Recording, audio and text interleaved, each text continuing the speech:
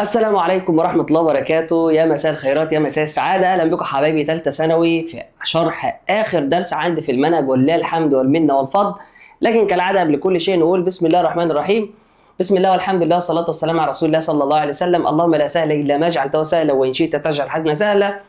اللهم إني جئت إليك معتمدا عليك، وأمري كله بين يديك فسر لي أمري. بسم الله الرحمن الرحيم. النهارده حبايبي هنتكلم مع بعض في اخر درس عندي في المنهج بعنوان اسمه exprimer la douleur physique. exprimer la douleur physique اللي هو التعبير عن الالم الجسدي، الوجع بتاع الجسم. كالعاده حضرتك لما بتصاب باي مرض، ربنا يعافينا واياك، حضرتك بتروح للدكتور. فاوتوماتيك اول ما بتخش عند الدكتور بيسالك، بيقول لك مالك يا قلبي؟ ايه اللي وجعك؟ قال لي طب بص كده، لو استخدم تعبير اسمه افوار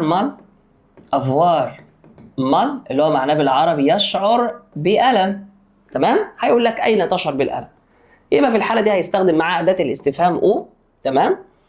وبعد كده يصرف افوار مع الضمير فو ويقول لي فوزافي، وبعد كده يستخدم كلمة مال اللي هو الاسم بمعنى الألم ويقول لي او افيفو مال أين تشعر بالألم، أو يقول لي او فوزافي مال أين تشعر بالألم، او يقول لي فوز افي مال وحضرتك بتشعر بالالم فين؟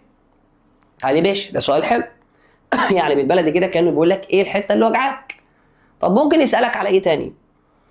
قال لي دلوقتي ممكن يستخدم فعل افوار بس. ممكن؟ قال لي ممكن يستخدم فعل افوار بس.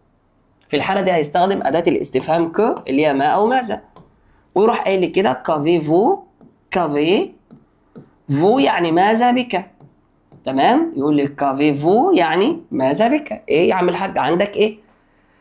طيب ما هو ممكن كمان يستخدم فعل اليه.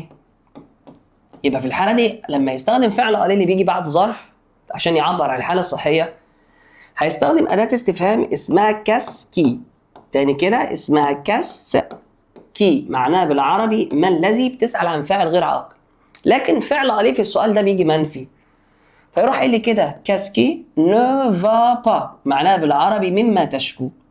يروح قايل لي كاسكي نو فا با اللي معناها بالعربي مما انت تشكو، كاسكي نو فا با.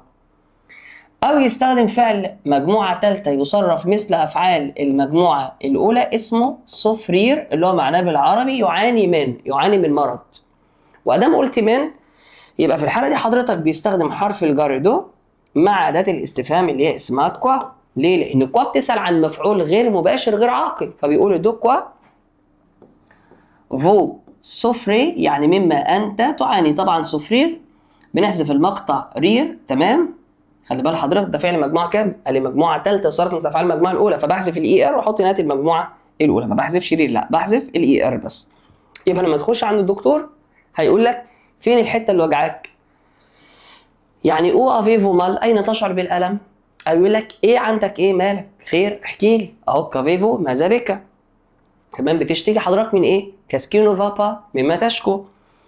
او دوكوا سوفريفو او دوكوا فو سوفري، حضرتك بتعاني من ايه؟ بتشتكي من ايه؟ يبقى دولت 4 اسئله مشهورين جدا لما حضرتك بتخش عند الدكتور بتتسالهم. طيب الرد بتاع حضرتك ايه بقى؟ انا دلوقتي الرد بيكون من خلال 7 حاجات. التعبير الاولاني عندي المستخدم في الرد اسمه افوار مال تاني كده اسمه افوار مال طب افوار مال يعني ايه؟ قال لي معناه بالعربي يشعر بألم فيه. معناه بالعربي يشعر بألم فيه. مبدئيا لازم تكون عارف ان حرف الجر يضغم حسب الاسم الذي يليه بشرط عدم وجود فاصل. يعني معنى كده انه بيجي بعده اسم. الاسم ده بيكون عبارة عن ايه؟ قال لي الاسم اللي بيجي ده مسيو بيكون عبارة عن جزء من اجزاء الجسم، بيكون عبارة عن جزء من اجزاء الجسم. فلما يجي يقول لي اول حاجة عندي هنا، طبعا ده اسمه لوكوريما، يعني الجسد البشري. لوكوريما الجسد او الجسم البشري. اكتر منطقة عندي زي ما قدام حضرتك في الرسم هنا فيها كلمة، قال لي منطقة الرأس، منطقة الرأس.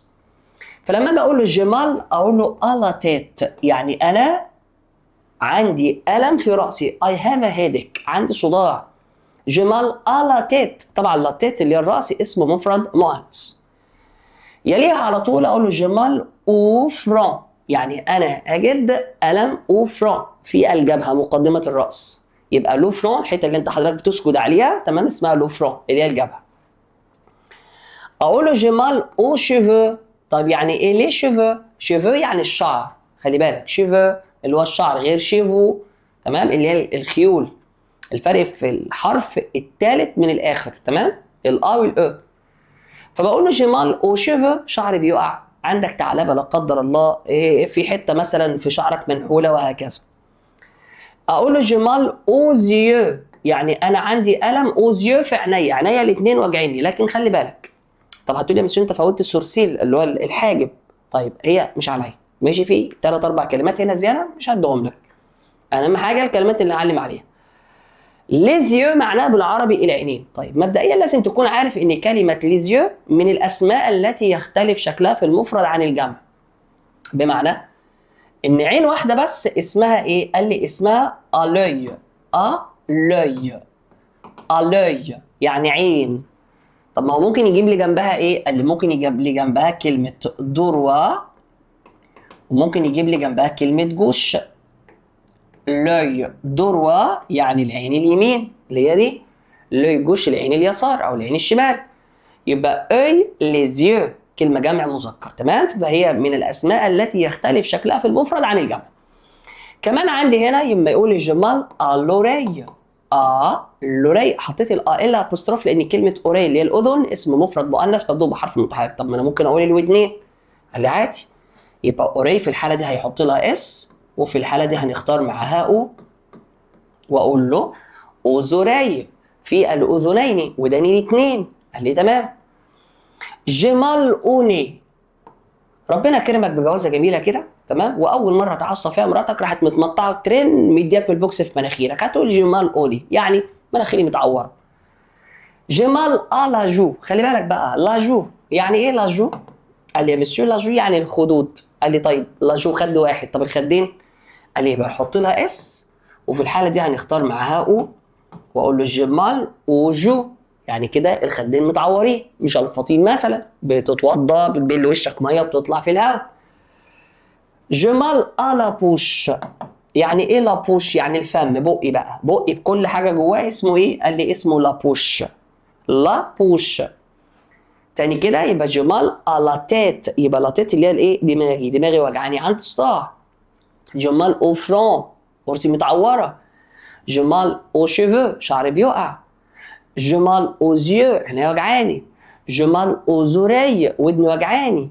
جمال او ني مناخيري متعوره. جمال او جو خدودي مشلفطه. جمال على بوش بقي متعور وطالع فيه هرب صغيره كده. قال لي طب تمام. الفم بكل حاجه جواه برضه مؤنثه.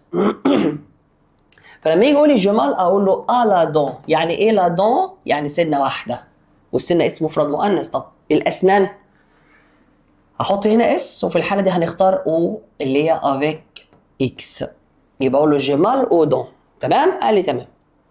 نفس الكلام برضه بقول له جمال لا ليفر. لا ليفر يعني الشفاه، بس دي شفاه واحده. طب والاثنين؟ قال لي لا ليفر يحط لها اس، وفي الحاله دي هيختار معاها او افيك اكس. جمال او ليفر.